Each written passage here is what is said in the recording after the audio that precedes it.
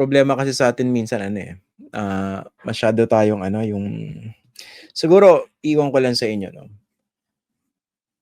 Alam niyo napaka-immature pa rin ng ating demokrasya, ng ating politika 'pag napakaraming Pilipino pa rin ang tumitingin sa mga politiko bilang mga poon.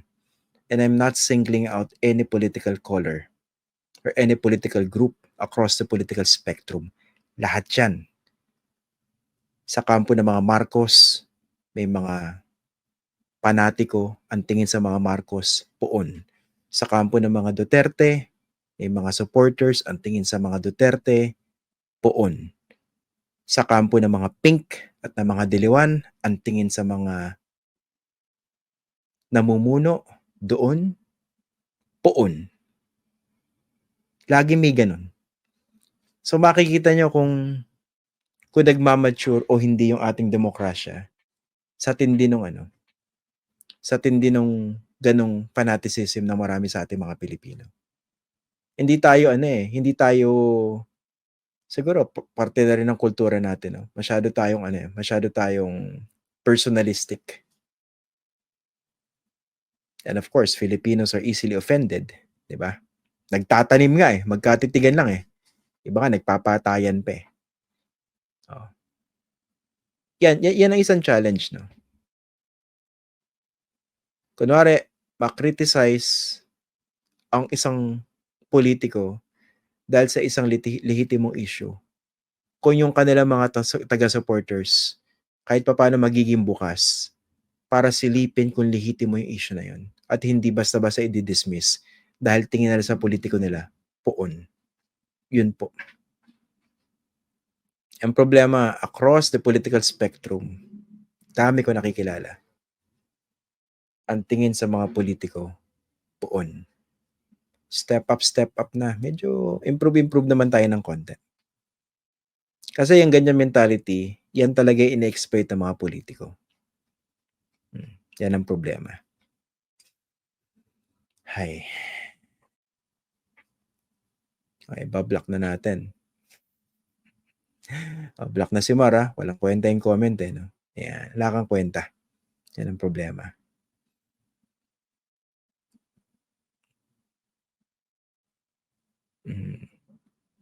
Sa mga na-offend, okay lang. Ibig sabihin, tinamaan kayo. Ano man yung political color nyo. Kung na-offend kayo sa sinabi ko tungkol dun sa pagtrato sa mga politiko bilang poon, tinamaan kayo. Yun lang yun. Kasi kung hindi kayo ganun, hindi kayo magre-react Diba? Kunwari ito, mag-quote ako rito. Sabihin ko,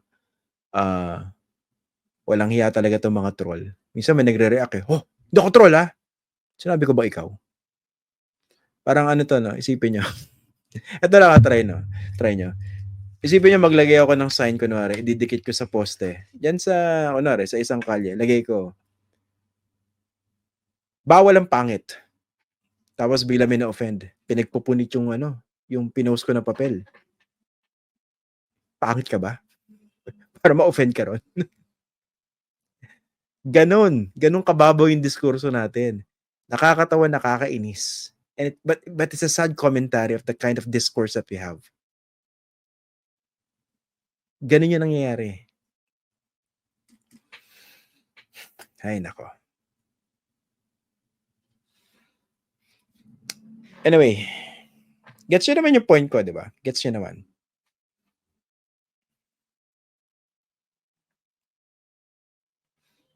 Okay. Adobo Rice, maraming salamat. Ito lang, may mga babatiin tayo.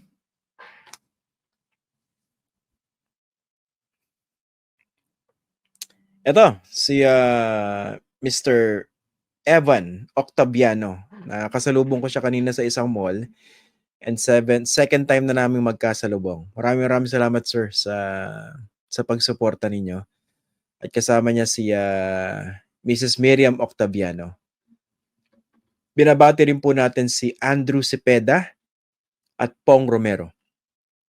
Magandang gabi po sa inyo lahat and really maraming salamat po sa pagsuporta ninyo dito sa ating ginagawa, dito sa ating programa. At bago ko po makalimutan, binabati na po natin ng happy birthday in advance, way advance, si Doña Menchi Mizuno. Ayan. Donya po yan. Binabati natin si Donya Menchi. Happy birthday sa May 21. Tapos ito, may mga nag-comment po sa ating kagabi sa ating live stream. Kaso, na-close ko na eh. Napindot ko na yung end stream eh. So, ihahabol ko lang, no? Si Rosalina Lemay from Geneva, Switzerland. Magandang gabi po sa inyo. Tapos binabati rin po natin yung daughter-in-law ni E.S. Makise na si Antoinette Santos from Las Piñas. Birthday po niya bukas, May 17. Ayan. Sino pa ba? Si Matanglawin. Sorry, late ko nabasa ito kagabi. Pero in-screenshot ko lahat to, no?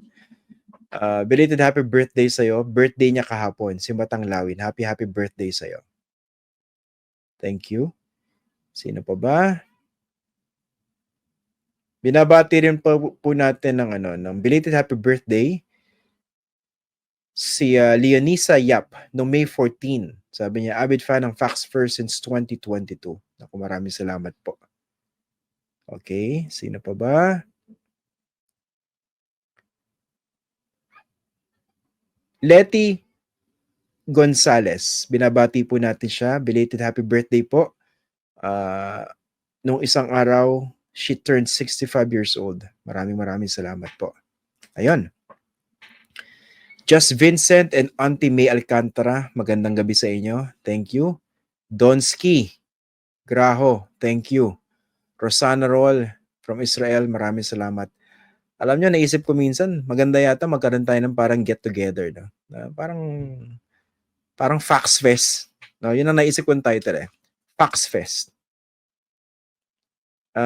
Planuhin natin yan. Parang simple gathering lang para magkita-kita naman tayo in person. Yan. How does it sound? Facts Fest. Yan. Oh. Tuwa agad si Donski, no?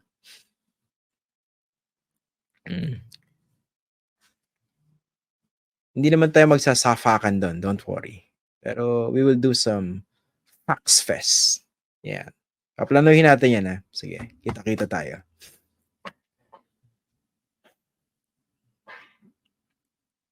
Sino pa ba?